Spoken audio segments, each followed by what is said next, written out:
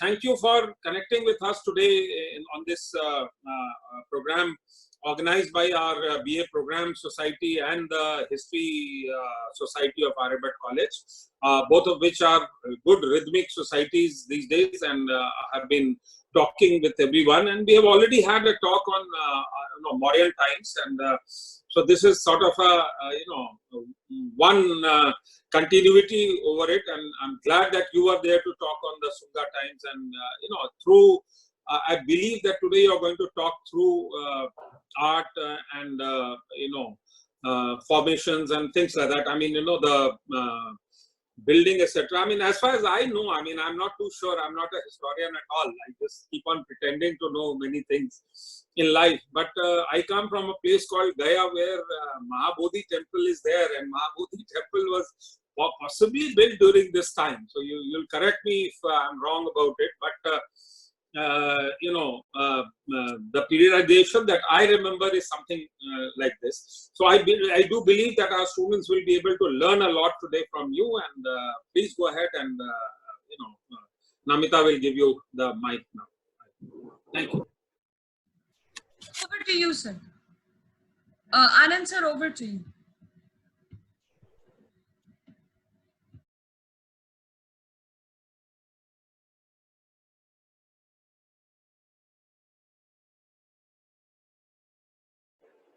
हमने तो अनम्यूट नहीं करना है ना उनको. अभिषेक, चेक आनंद जी को अनम्यूट कर देना. अगर क्या हुआ है?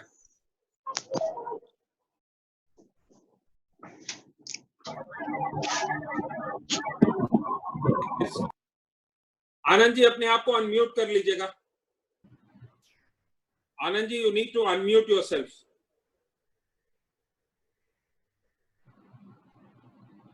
Namita ma'am, he is not listening. I'll call him and tell him. He is now unmuted.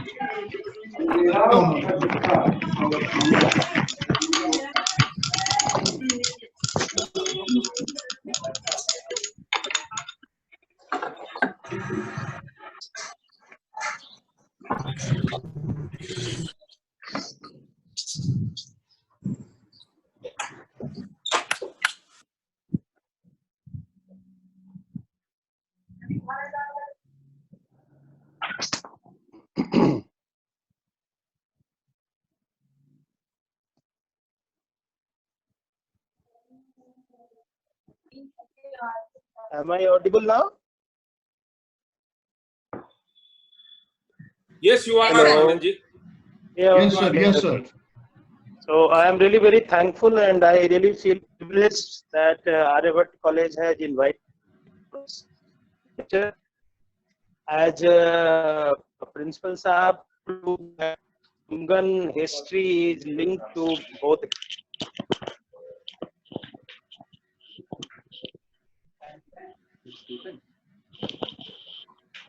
Can I suggest some? Anand ji, आप अपना वीडियो ऑफ कर लीजिए और ऑडियो ऑन कीजिए. we can listen to you without looking at you, but that is okay. आप अपना audio तो आ गया, but आप वीडियो ऑफ करें, so the sound will become better. Is it okay now? Yeah. Is it okay? Hello. Yes, it okay, बिल्कुल. Yes sir, bandwidth बढ़िया रहेगी sir, आप सिर्फ ऑडियो इस्तेमाल करिए. ठीक.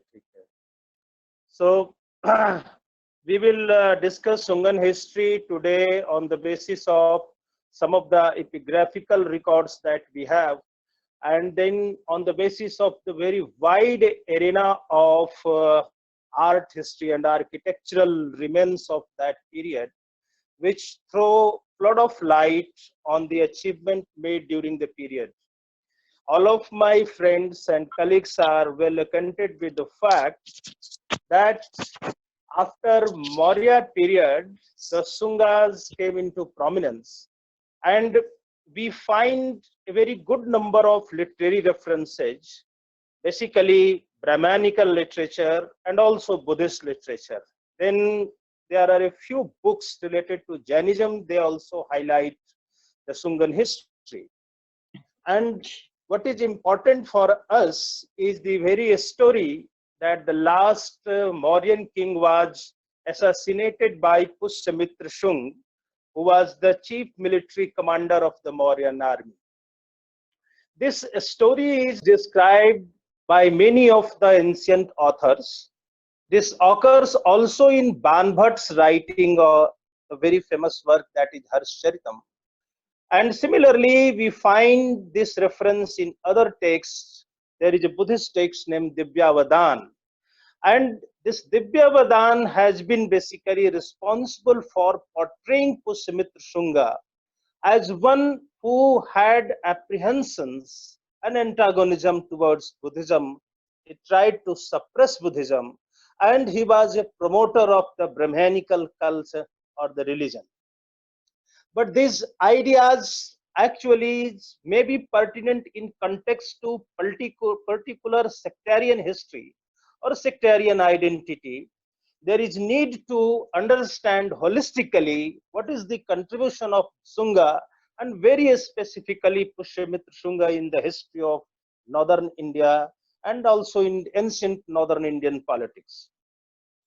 We already know the very fact that the word Shunga denotes to a particular clan of Brahmin and a military Brahmin, a clan of military Brahmin, as this word actually has occurred from Shranga. Shranga means the Dhanurvidya. We find reference that a class of Brahmins in Magadha region, they were Srangacharya, Acharya, who were teaching basically the art of archery or the science of archery. And this is a corrupt form of Srangacharya. There had been historians like Hiranand Sastri and Mahamahopadhyaya, Harprasad Sastri, basically linking it to the tradition of the people who belong to Afghanistan, Iran region, on the basis of the Namanta, the end of the Nehri name, Mitra, and they linked it Mitra, worship of sun. But that has not been accepted by other historians. We know that the army and the contingent, main contingent, the avant-garde of the Mauryas even, and later on the other dynasties also had Brahmin Senapati and also Brahmin contingent, and it was popularly known as Bhattabalam. Bhatta denotes to a class of Brahmins. And the king of Magadha in later course also called Param Bhattarak. Probably it had some link with the term Bhattabalam as well. So Pushyamitra belonged to a clan of Sranga Brahmins, or as we will understand in context of Shungas, the references which are available in Brihadaranyaka, very interesting text that describes about the Shungayan Brahmins. So word Shungayan Brahman has also been popular in literature, and there is a text named Bodhayan Dharma Shastra. This Bodhayan Shastra also mentions of the Brahmanas having arms, having knowledge of arms, Sarva Shastra, Nishnatah, Dhanurvidya, Vishardah. So a Brahman who has profound knowledge of the Shastras, the classical Indian literature, theology, and ancient hagiography, and then who is also a great military commander. So Shungas somehow have a military history, and of course he was a Senapati, and after becoming even the real king of Magadha at that time, he didn't accepted the Viruddha of Maharaja. Rather, he was happy with his epithet or the very or Senapati. So we also know one very interesting fact that there is a text named Gargi Sanghita, and this Gargi Sanghita is basically a text on astrology. Sometimes it is mentioned as Sanghita, and it has been quoted in the astrological treatises of the later period, including Varahamihir, and his Brihat Samhita. And a part of it, a very special chapter of this Gargi Gita is called Yuga Purana. In this Yuga Purana section of Gargi Sanghita, we find very logical reference of great military commander Pushyamitra Shunga, the founder of the great Sunga dynasty. We also find the reference of the Sungas in the literary work of who belong to Gupta period, and we have a very romance, basically a play, Malvika Agnimitram, and narrates a story which actually helps us in understanding the politics of the period, how Yajnasena, one of the ministers from Magdha, who was governor of Vidisha, and who tried to become independent, the Sungas came into power, and then Agnimitra, who was viceroy of Vidisha.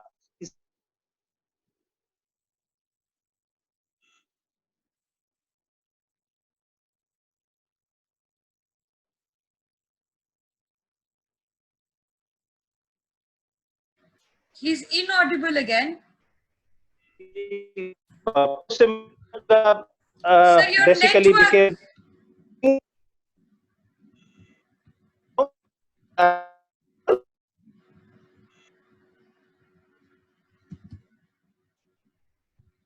excuse me. Sir, your network is disturbed. Oh, yeah, it You is will have to disturbed. repeat the Now I am last audible. line. Yes, sir. Okay. So Yajnasena was a provincial chief in Vidarbha region, and due to some hostility, this Agnimitra sent an expedition against him. He was defeated, and this is something which is relevant in historical context. The other part of the story related to Malvika is a literary composition of Kalidas, so I am not going to discuss that. But what information we can gather from Malvika Agnimitram is all about the politics of the late Mauryan period and the rise ascendancy of the Sungas.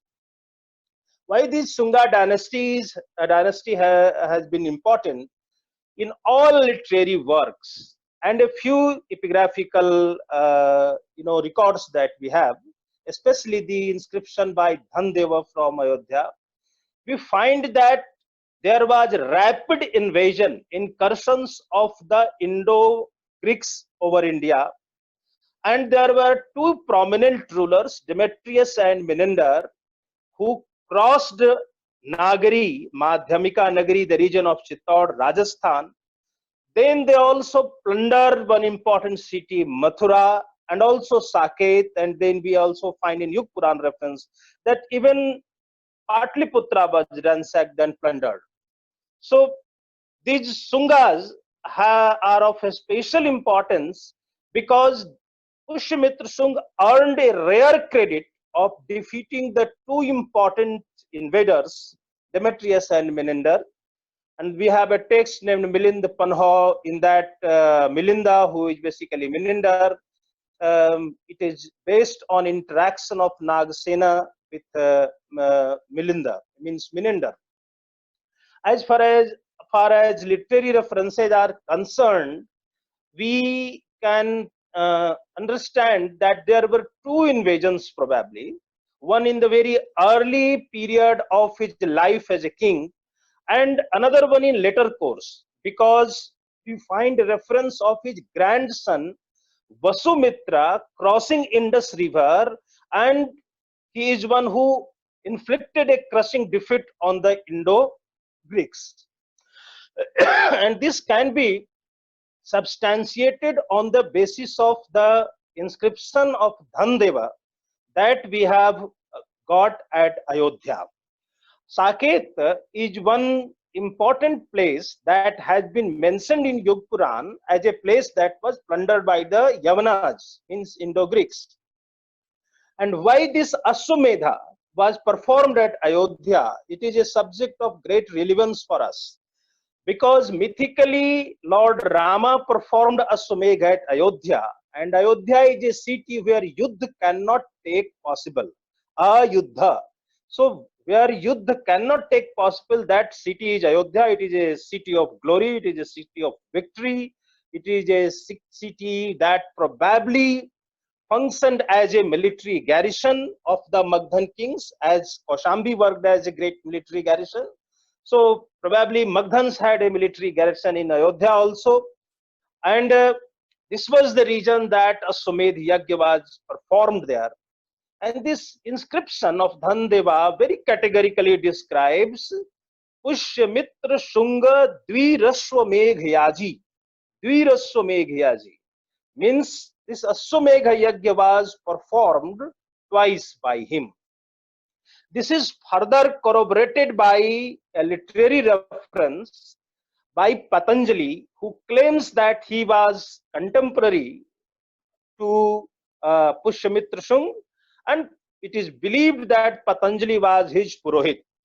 And Pushyamitra is one who himself was a Srangachar and a Purohit, and in the writing, in the literary work of that period, we know the definition of a real Brahmin and a Purohit: Paurohityam Senapatitvam cha, who is a great performer of ritualist and who is also a great military commander, is a great Brahmin. So, and Paurohitya means one who stands Puratah, means in front of the society as a leader for the hit, for the welfare of the society, is a Purohit. So Pushyamitra Shunga established a great tradition in many ways. He was a Purohit and a Senapati.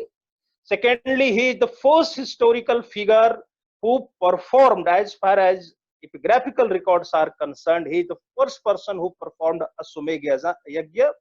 That was revival of an old Vedic sacrificial ritual which has a political connotation. Then what is significant that Patanjali mentions Iha Pushyamitram Yajyamah. I am one who is supervising the grand ritual for Pushyamitra Shunga. So the contemporaneity of these two great historical figures of Indian history is well established by what is written in a grammatical text, in a work on grammar, which was written as Mahabhashya, Bhashya on the Ashtadhyayi of great grammarian Panini. So he defended the political boundary of the country.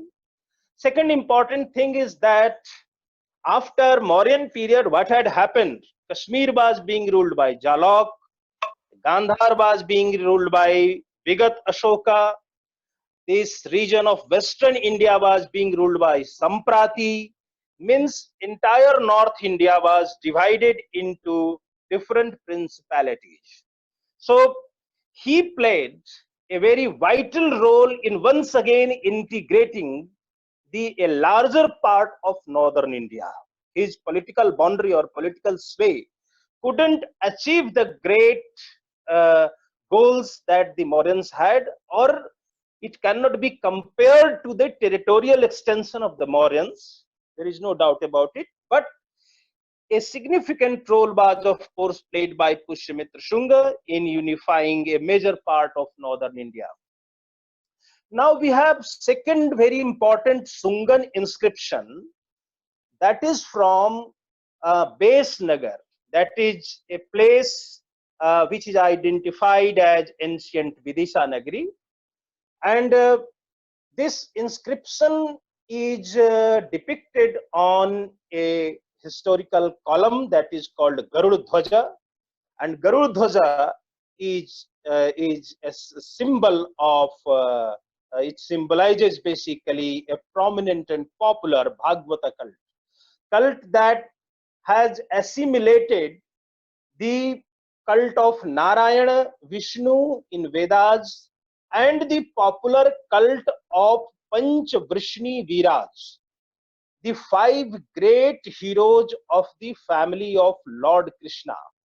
And this was undoubtedly a folk tradition, a religion which was popular in the Brajmandal, today's Brajmandal, an ancient country of the Sursena, where Sankarsana, Lord Balarama, Lord Krishna, Pradyumna, Shamba, and Aniruddha, these five great heroes of the family of the Yaduj, they were worshipped, and this folk cult was brought under the larger purview of Vaishnavite philosophical philosophy and Vaishnavite tradition, cultic traditions. What is significant that this column was installed here by Antiochus, and it is well written that Gadur Dhwajam Yam Karite Heliodorena. The name of the person is Heliodorus. He came from the court of Antiochus, the king of Gandhara, and he was a devotee of Vishnu. He came to the court of Bhagabhadra as an envoy, as an ambassador, and this fellow took keen interest in Bhagavata cult, and he has the credit of the installation of this Gadur Dhwaja pillar at Beshnagar, Vidisha. So Ashwamegha Yagya inscription from Ayodhya, and this Heliodorus column basically from Vidisha or Beshnagar. These are two very significant inscriptions that we find that belong to Shunga period. There is something very hypothetical about the Shunga rulers, that they were one who suppressed Buddhism and they tried to promote Brahmanism. But the archaeological remains, archaeological relics, architectural structures don't substantiate this hypothetical view, which has been comprehensively and repeatedly written in Divyavadan and other Buddhist texts. Why it is so, we must understand. They belong to Pataliputra, and at Bodh Gaya there emerged a great school of art, Buddhist art. Second important thing, their provincial capital probably, and as per belief of many of the scholars, the capital of Magdha was shifted from Pataliputra to Vidisha. So either the king or a viceroy or a governor was there at Vidisha. How could, and he was antagonistic towards Buddhism, how could have the great stupa and of Sanchi was basically, you can say, decorated with stone plates and railings, and how a great school of art emerged at Kaknad Wat Bihar, that is modern day Sanchi. Interestingly, we have the third important site, that is Bharhut, and Bharhut is in Satna district. There Alexander Cunningham unearthed a great stupa, and a major part of that was destroyed. We find their inscription which very clearly, very explicitly mentions the term Sungan Raje. That means this stupa of Bharhut was made during Sunga period. Now we will take these three great examples of the stupa sites and the Buddhist school of art, which are important in context of just not the art historical understanding of that period, rather they reveal to us many facts and figures of the great Sunga age.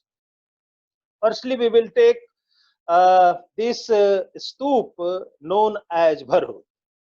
We find here depiction of deities, gods and goddesses belonging to different cults, different sects of ancient India. You can find their Yaksha and Yakshini figure. You can find their Chula Koka Devata that belong to Jainism. We can find their depiction of Jalabhishek Lakshmi, and there we have a label well written that it is Sri Ma Devata. Sri Ma Devata. Sri stands for Lakshmi, and Ma for mother. Sri Ma Devata. And Devata is a word for gods and goddesses. So you have Jalabhishek Lakshmi figure. You have there many of the important Jataka stories written on of Buddha, like Sas Jatak and Mrig Jatak. These are some of Vidur Pandit Jatak. Many important story Jataka stories are there depicted on the railings of Bharhut. But what makes it very interesting, it is presentation and depiction of beautiful figures of Yakshini. And these Yakshini and Yaksha figures, they actually show a folk impact on the art of that period. But before going into the profundity of the very subject, I would like to make it very clear, particularly very clear, that how this Sungan art was different from the Mauryan art. Mauryan art was a classified art patronized by the Mauryan kings. It received royal tutelage. And there were only a few schools of art where art was created. Probably under an atelier which received patronage from the Mauryan rulers. But in Sunga period, there emerged a great school of art. You can call that there was pan-Indian art movement in the country, right from the kingdom of the Sungas up to the period of the Satavahanas, and the descendants of the Satavahanas also in Andhra Pradesh, they also followed the very same tradition. And you have Bhajja, Kondane, Pitalkhora, Poni, Amravati, Nagarjuni Konda, Mathura, Ajanta, Bhattupurullu, Ghanshal, a great number of historical sites made in a series that owe their origin, they have their origin in Sunga and Satavahan period.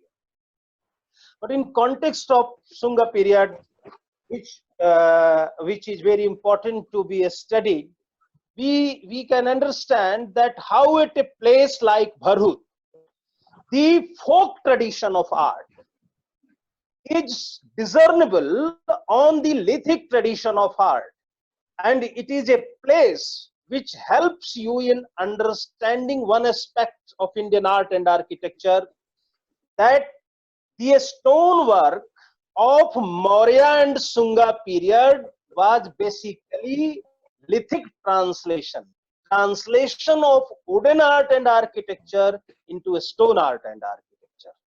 And this is why the antecedent impact of wooden architecture is visible, it is palpable, it is discernible on all the railings and relics of Bharhut School of Art. And if a student actually wants to identify a figure of Sunga period, he can understand by viewing it the double knot turban on the head of males and sometimes also on females. The second important thing which we generally mention in art historical context, that is the Mansal Shaundarya. The body appears to be slightly corpulent, and then a very focused kind of appeal and grace, also elegance of rural life. We cannot be critical that it is focused. It is focused. We have to understand the very elegance of and the beauty of the rural art. That is one of the most important characteristics of the Sungan art. Now we will come to Bodh Gaya, of course.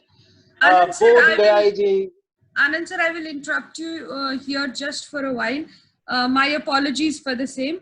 But we have 71 members here. I request everybody to please log in back with the same ID and same password. If the session comes to an end abruptly, we will all join back. Thank you. Okay. So I continue. So I should continue now. Should I continue now? Yes. Yes, sir. Please, sir. So Bodh Gaya is one very interesting site, and we will discuss sometimes on the entire course of the art history and archaeology of Bodh Gaya. But as far as Sunga history is concerned, I would like to tell you that all the relics and railings which are around now the Bodh Gaya temple, the Mahabodhi temple, they are basically of Sunga period. And there is one specific characteristic of the Sunga art at Bodh Gaya. There you have human figures made within medallion. There is well petaled design of flowers, and amidst that flower, that medallion, at the center of that medallion, there is either a figure of a woman or of a man. So this is one very interesting characteristic of Bodh Gaya art belonging to Sunga period. And why the region of Bihar is significant in terms of the Sunga history, we must focus on the art of terracotta tradition. The terracotta art of Sunga period is really marvelous, and unfortunately we have lost a great number of terracotta objects. Many of them are now displayed in museums of Germany, and some of them are of course in Patna Museum.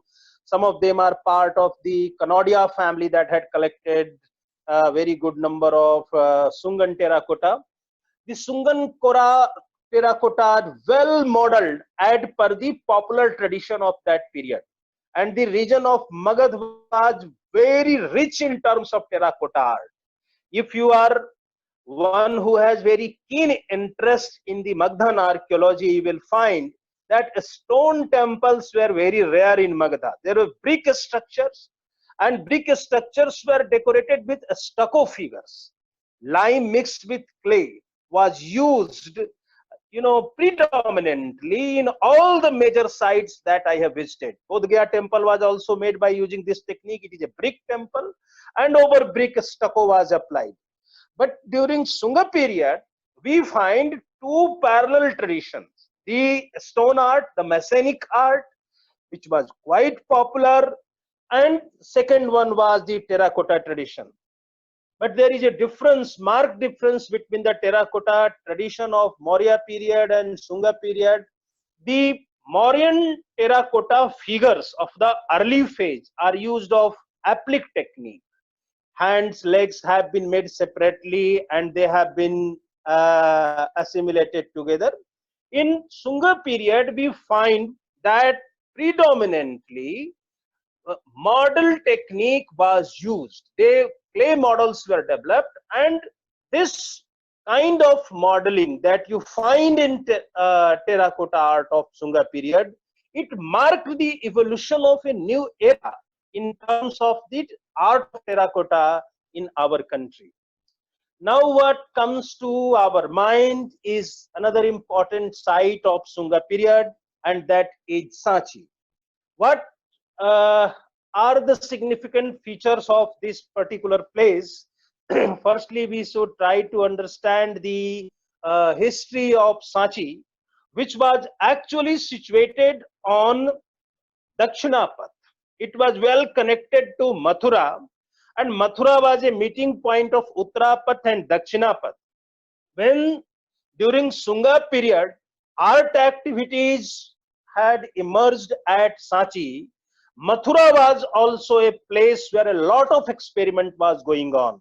What had art historians actually done and how they have interpreted the art of Mathura is basically a perception which evolved on the basis of the voluminous sculptures which have been discovered there and that belong to Kushana period. Means majority of the sculptures of the early Mathura art have been interpreted at Kushana period. We will have to understand that there was a well-established art school much before Kushana's, and in between Maurya and Kushana period also the tradition of making Yaksha and Yakshini figure and making of stupa continued. What is interesting, that Mathura is a place where you have Buddhist stupa, and you have the first evidence of a Jain stupa. These sculptures have been actually restored in Lucknow Museum, State Museum, Lucknow. So we had Jain stupa. We know that Jain religion had also well developed during the period of Sungas, and the precursors of Sungas. एक बातें कही हैं, एक तो हमने ये कहा है कि मौर्य काल का जब अवसान हुआ तो शुंग राजाओं का उदय हुआ, तो त्रंगाचार्य परंपरा के ब्राह्मण थे, यानी धनुर्विद्या में पारंगत थे, और इन्होंने डेमेट्रियस और मिनेंडर को पराजित करने के बाद उत्तर भारत में एक बार पुनः राजनीतिक एकता की स्थापना की। और कालिदास के मालविकाग्निमित्रम से पता चलता है कि इन्होंने विदर्भ क्षेत्र पर भी अपना अधिकार स्थापित किया था। एक बात ये हमने कही, इन्होंने अश्वमेघ परंपरा को पुनर्स्थापित किया, जिसका अभिलेख हम लोगों को अयोध्या में मिलता है, जहाँ पुष्यमित्र शुंग द्विरश्वमेघ याजी शब्द का प्रयोग है। और आपने बिहार के एक लीडर का नाम सुना होगा, उनका नाम शीलभद्र याजी था, याजी परंपरा से वो नाम वहां आया था। तो ये शुंग जो थे, इन्होंने उत्तर भारत में एकता स्थापित की, अश्वमेघ यज्ञ किया।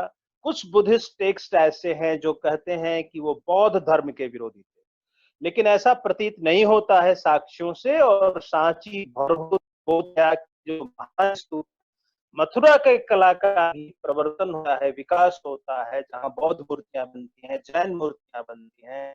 आप भरभूत के स्तूप को देखेंगे तो वहाँ यक्ष और यक्षिणी परंपरा की मूर्तियां हैं।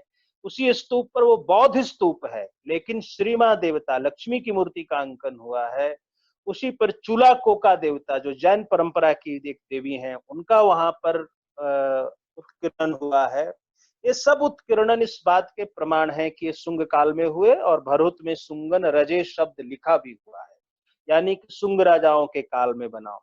और आप विदिशा नगरी जानते हैं, जहां पर गरुड़ ध्वज मिला, जहां पे देव देवस महादेवस भागवतों के लिए प्रयोग किया गया है, कृष्ण के लिए प्रयोग किया गया है, और कृष्ण और संकर्षण का भागवत धर्म उस समय स्थापित था।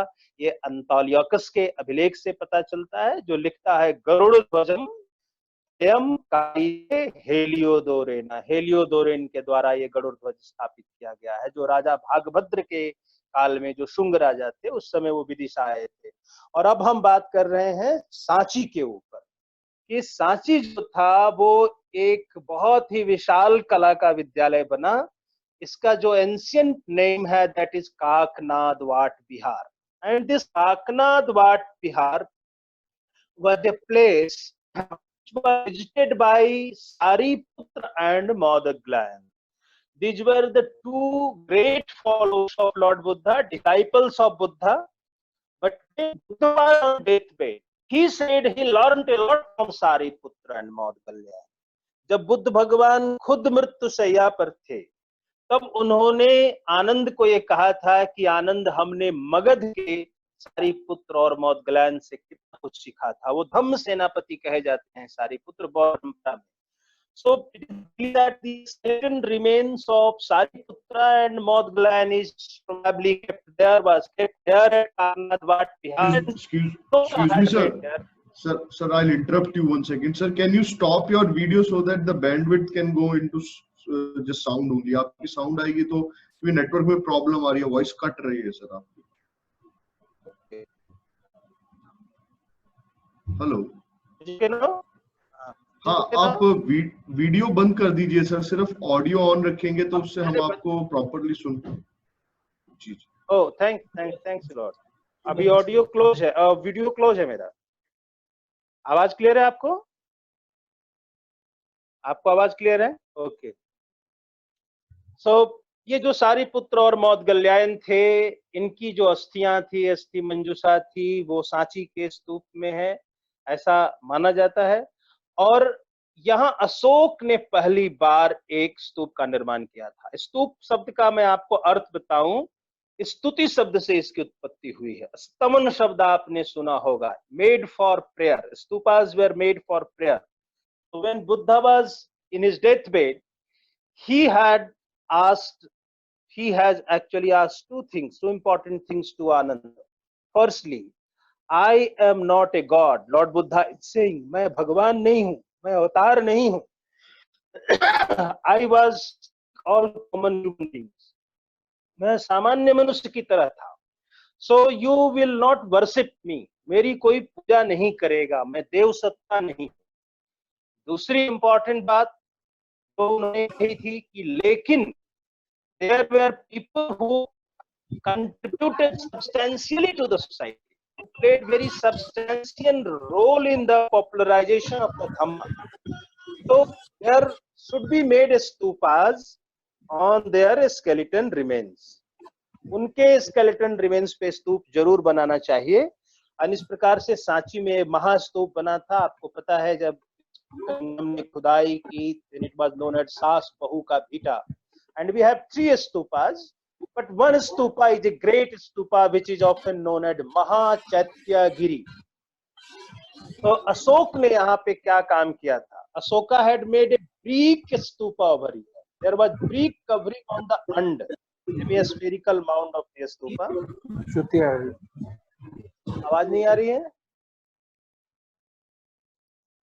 आवाज नहीं आ रही है? आ रही है आनंद जी. हम लोग सबने आवाज आ रही है सर, प्लीज. ओके. तो जो महास्तूप है इसका नाम महाचैत्यगिरी है.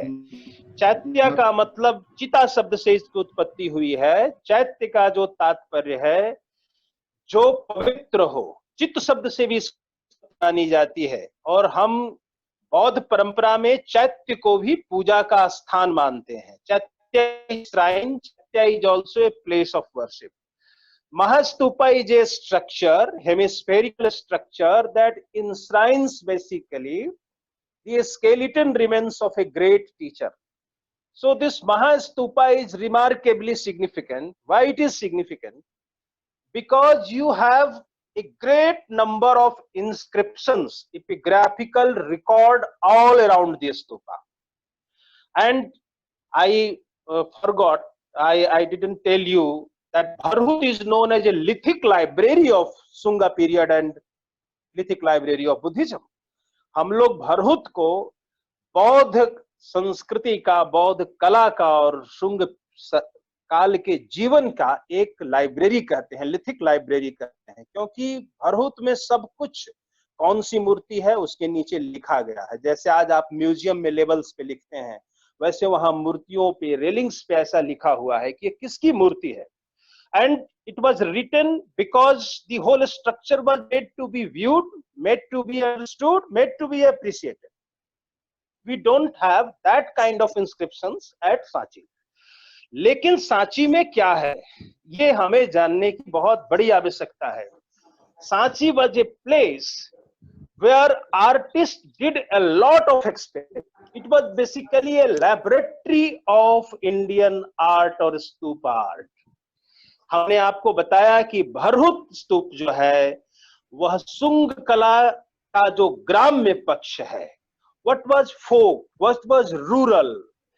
That glimpse of rural society, basically a glimpse of rural society is discernible at Bharhut. लेकिन जो सांची है यहाँ पर आपको जो दिखाई पड़ता है वो है नागरिक जीवन का प्रभाव.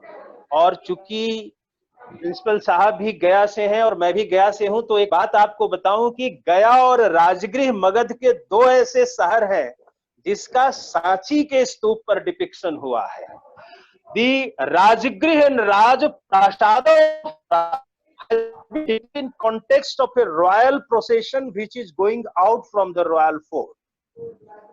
But very interesting depiction at Sanchi is that of Uruvel Gram of Gaya. गया के उरुवेल गांव का एक डिपिक्शन हुआ है. और प्राचीन हमारा जो गया है वो जिला बन चुका है अरवल, लेकिन वो उरुवेल ग्राम है. और वहां हमें दिखाई पड़ता है गांव के बैठे हुए बैल हैं, तड़ाग है, ये दृश्य दिखते हैं. और एक दृश्य वहां पर और भी है which I personally equate with the place आदि गया, प्राग गया. गया में एक स्थान है जहां पर अभी मंगला गौरी है उसके पीछे का क्षेत्र है, उस क्षेत्र को कई बार आदि गया भी कहते हैं, और ऐसा लगता है कि उस क्षेत्र के का वहां पर डिपिक्शन किया गया है। उरुवेल गांव के संदर्भ में गया का निरूपण भी वहां पर किया गया है। तो ये जो स्तूप कला है इस पीरियड की, शुंग काल की पीरियड की, इसमें 2-3 आपको महत्वपूर्ण विशेषताएं दिखाई पड़ेंगी। जो रेलिंग्स हैं, यानी कि जो वेदिका है, vedikas are basically the fencing work done around the stupa. This stupa is based on double platform. There are Dvimedhi. It is a Dvimedhi stupa. It is based on 2 raised platforms with a large hemisphere, and it is surmounted by a hermic. Again, it is a railing kind of a structure, and the crowning element basically of this stupa, which we can call at the parasol. So the parasol means chhatrak of this stupa is made on the very top. This appears as a grand structure. Now there is a difference between, we have to understand the difference between Bharhut and Sanchi. At Sanchi, only and only railings have a sculptural depiction, while at Bharhut, railings as well as the and also and Medhi also had pictorial depictions, floral depictions, depictions of different vegetals, animals, and there was depiction of human world.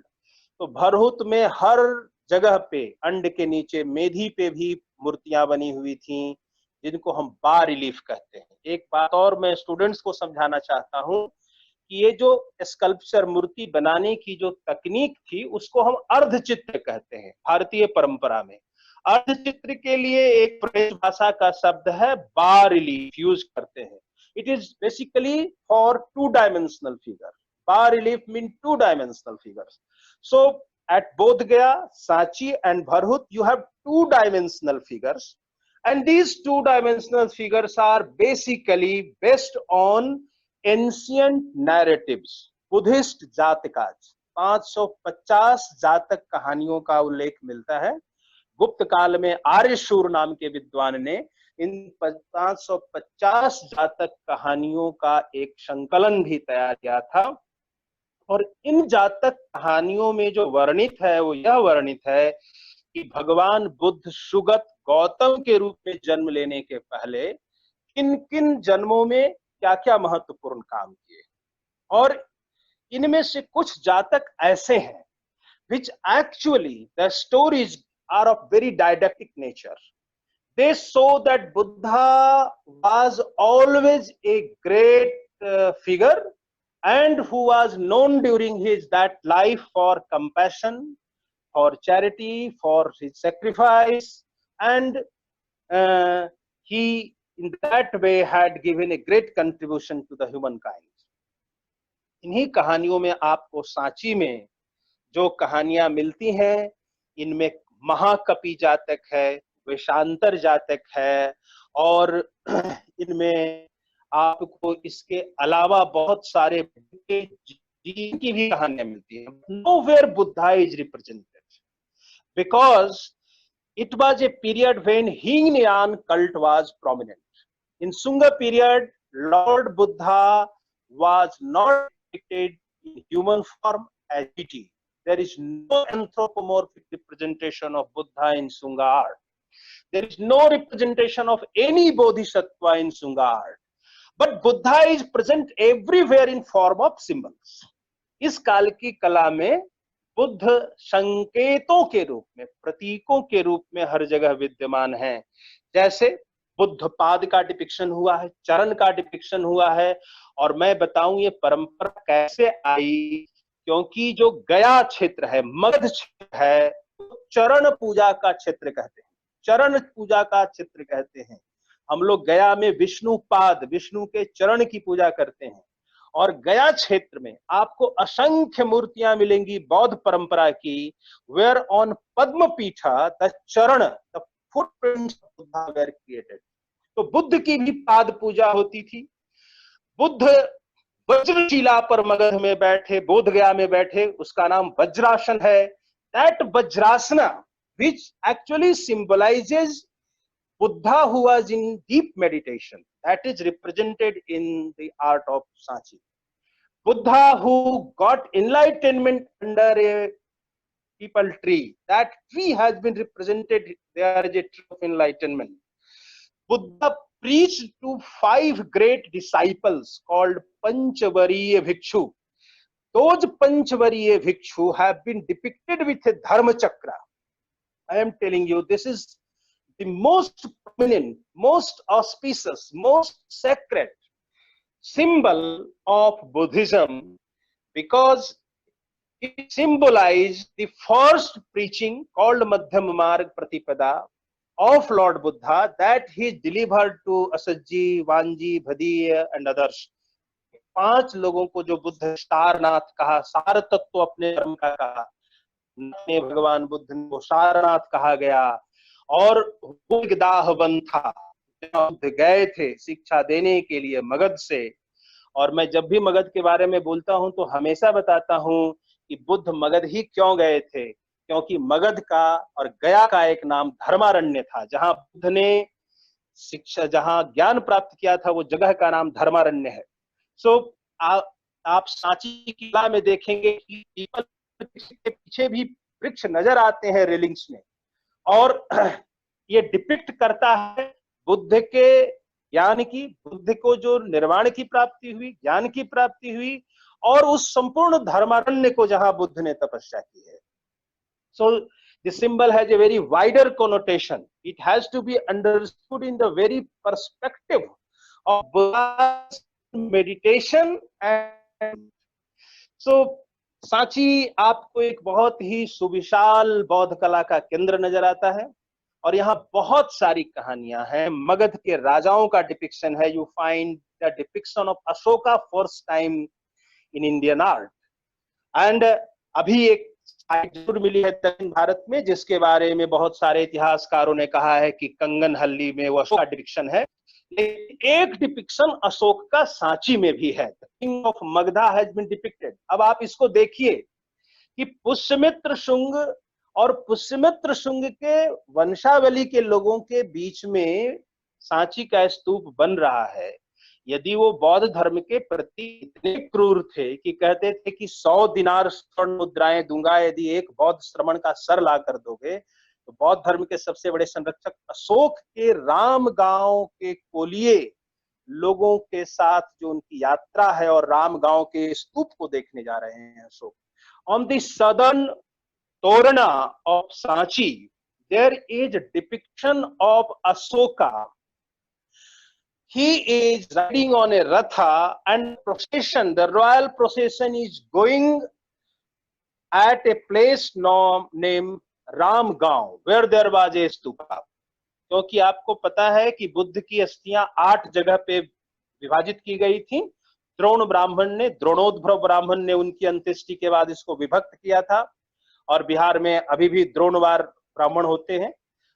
तो ये द्रोण ब्राह्मण का विभाजन किया, और ये 8 जगहों पे बसे. अशोक के बारे में मिलता है कि ही मेड 8400 स्तूपास, 8400 स्तूपों का उन्होंने निर्माण किया. इट मे बी लॉजिकल, ये अतिशयोक्तिपूर्ण हो सकता है, लेकिन हम लोग ये जानते हैं कि सांची में उनकी बहुत बड़ी भूमिका है. अन्य जगहों पर स्तूपों के निर्माण में उनकी भूमिका थी. तो यहाँ अशोक का भी डिपिक्शन हुआ है. But what is most interesting depiction in all the stupa Shunga period, I am coming to that point. That is the depiction of शालभंजिका. यह एक नारी मूर्ति है जो कि थोड़ी सी कामोद्दीप भाव के साथ खड़ी है. It is a female figure that has been shown standing in a very seductive pose. She has been shown embracing a tree or plucking flowers of a tree, and this is a very prominent figure in entire Shunga art. आप उनका वक्त केश राशि देखिए, कटी विन्यास देखिए, वो उनके विवृत जघन का डिपिक्शन देखिए. Whether it is the physical form of that woman or it is this feeling, very sense of contemplation. Her contemplated mood is shown in a very lively manner.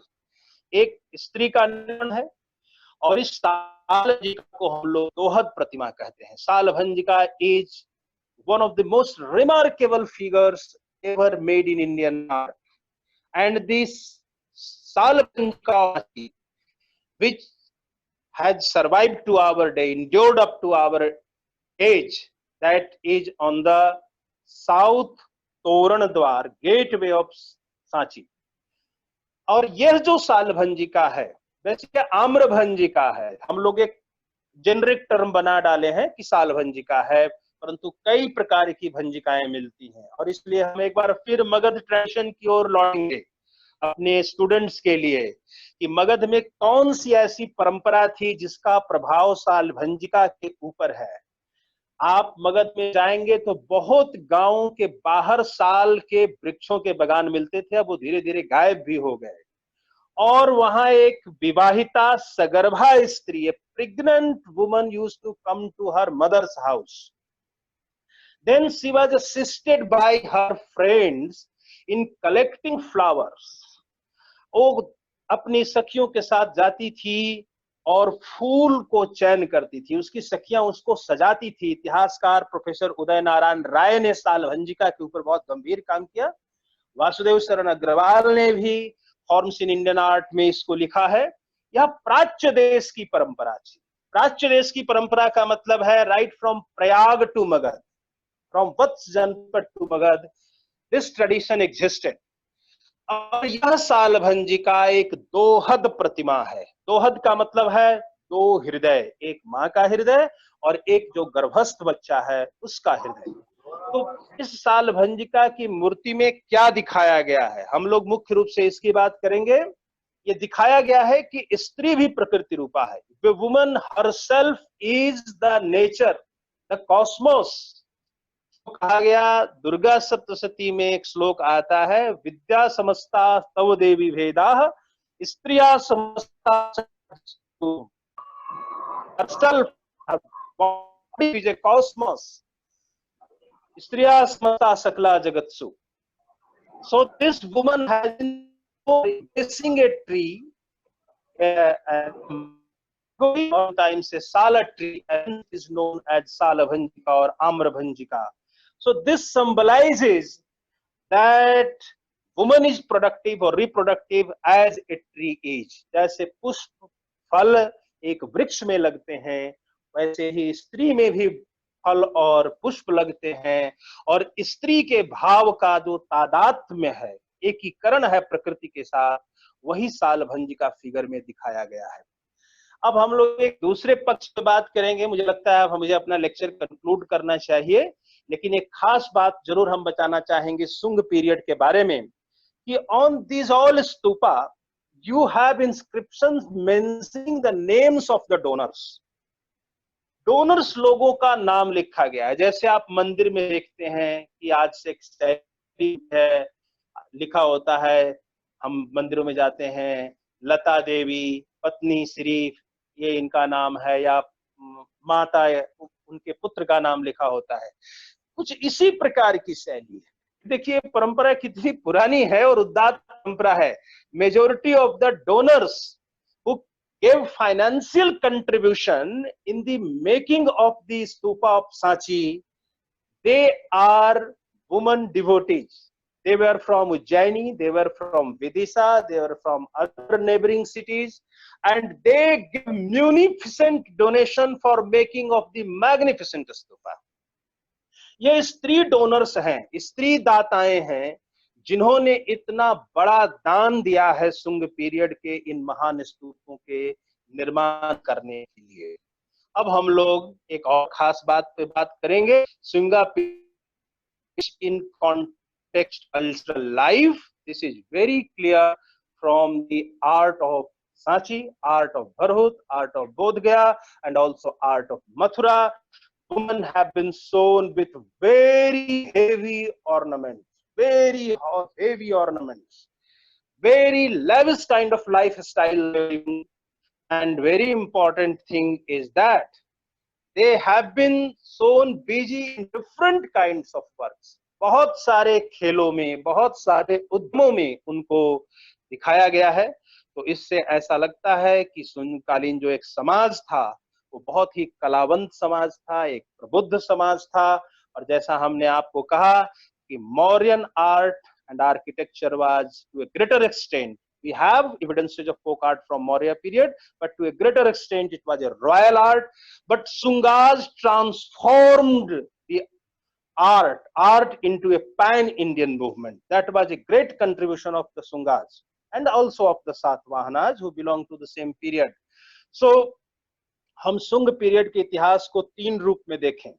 They protected the cultural political boundary of India from massive rapid plundering and invasion by Indo-Greeks. They were responsible for political unity and integrity, maintaining political unity and integrity.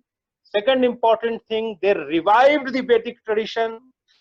They formed a very superior kind of army once again, because it became a threat for the most powerful dynasty invading on India, who were Indo-Bactrians, also Parthians.